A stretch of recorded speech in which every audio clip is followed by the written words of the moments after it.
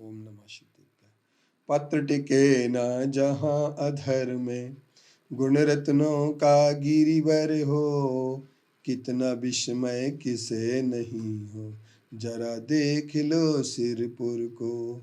देवों के भी देव पार्श्व जिन, अंतरिक्ष में शांत रहे।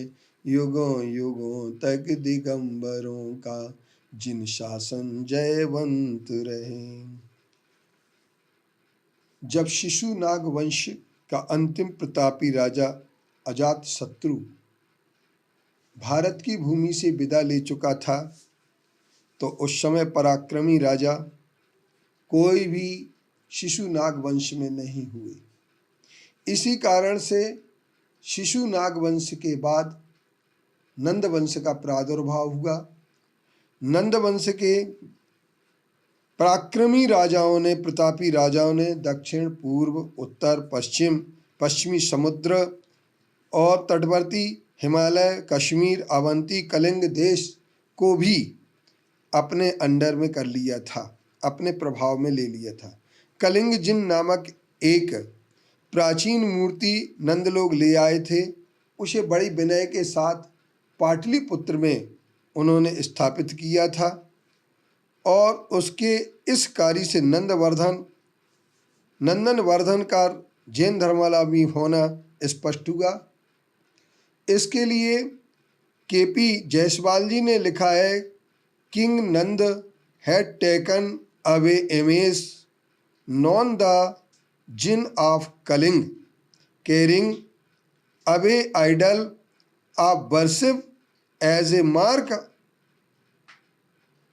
of trophy and also showing respect to the particular idol is known in later history and the datum proven that the Nand was a Jain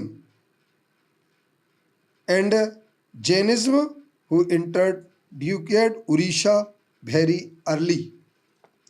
ये एक इतिहास प्रसिद्ध विद्वान की बात अपन देखते हैं।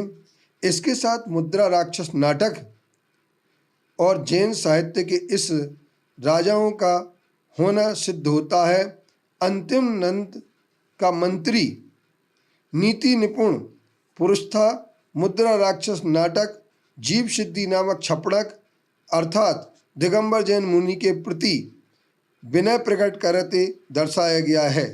यह जीव सिद्धि सारे देश के हाट बाजार और अंतरपुरी सभी ठोर रोक टोक विहार करता था।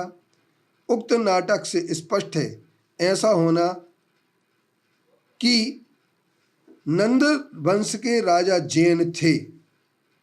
उनके जैन साम्राज्य होने के साथ साथ दिगंबर जैन मुनि की प्रतिष्ठा होना वहाँ पर बहुत महत्वपूर्ण थी। पंचपहाड़ी राजगृह के तीर्थ पर भी प्रसिद्ध पंच स्तूप मंदिर बने तथा विद्युत चोर नामक एक डाकू था जिसके 500 साथी थे। उन सब ने मुनि दीक्षा लेकर दिगंबर जैन मुनि हो चुके थे। उनके ऊपर उपसर्ग आया और उस उपसर्ग का परिणाम ये हुआ कि उनकी सबकी समाधि हो गई और उन्होंने अपना समता भाव पूर्वक शरीर का त्याग किया। इसलिए उनकी स्मृति में 501 स्तूप बनाए गए।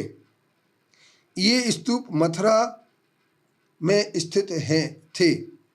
शिशुनाग वंश के अंतिम और नंद राजा के प्रारंभ काल में अंतिम केवली जम्मू स्वामी हुए जो नग्न रूप से भ्रमण करते थे, जिनके लिए कोटिकपुर नामक स्थान पर सर्वज्ञता की प्राप्ति हुई थी। उनका विहार बंगाल के प्रसिद्ध नगर पुंडवर्धन, ताम्रलिप्त आदि में हुआ था। वह एक बार मथुरा भी पहुँचे थे, अंत में राजगृह के विपुलाचल से मुक्त हो गए। तो मथुरा में उनकी स्मृति में एक स्तूप भी बनाया गया था। यह इतिहास का पृष्ठ नंद राजाओं के समय में उनके वंश काल में दिगंबर मुनियों के अस्तित्व को पूर्ण रूपेण बताता है और इस अस्तित्व को जान करके निश्चित तौर पर हम लोगों के लिए गौरव का अनुभव होता है कि जिस समय इतिहास के ईसवी के पूर्व 400-500 वर्ष पूर्व भी दिगंबर जैन साधु विचरण करते थे। इसलिए यह सिद्ध होता है, इतिहास के प्रमाणों से सिद्ध होता है कि नंद वंश के राजाओं ने दिगंबर जैन साधुओं की पूजन भक्ति प्रभावना की थी और इस कारण से नंद वंश अपने चरम उत्कर्ष तक पहुंचा। और इसके बाद पतन कब हुआ ये बात एक अलग है, लेकिन घनानंद का वह मंत्री राक्षस जिसका नाम था, वह मुद्रा राक्षस के नाम से जाना जाता था, वह मंत्री भी जैन धर्म का अनुयायी था। यह स्पष्ट होता है इन उल्लेखों से। और काशी प्रसाद जायसवाल जिनका नाम था, वो काफ़ी विद्वान थे।